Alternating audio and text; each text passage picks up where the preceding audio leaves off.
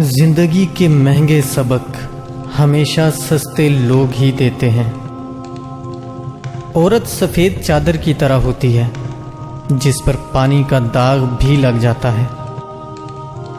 अल्फाज जो भी हों, जैसे भी हों, लोग मतलब हमेशा अपनी मर्जी का निकालते हैं।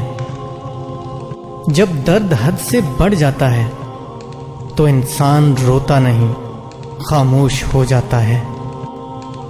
कामयाब लोग अपने फैसलों से दुनिया बदल देते हैं और कमज़ोर लोग दुनिया के डर से अपने फैसले बदल देते हैं। जिंदगी में दो चीज़ें बहुत तकलीफ देती हैं, एक जिससे मोहब्बत ना हो उसके साथ रहना, और दूसरा जिससे मोहब्बत हो उसके बगैर रहना।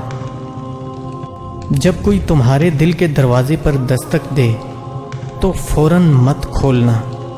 बाज़ लोगों की आदत बच्चों जैसी होती है, दस्तक देकर भाग जाते हैं।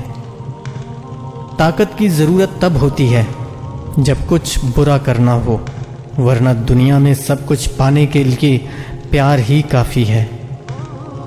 जिंदगी को समझना है तो पीछे देखो, और जिंदगी को जीना है तो आगे देखो।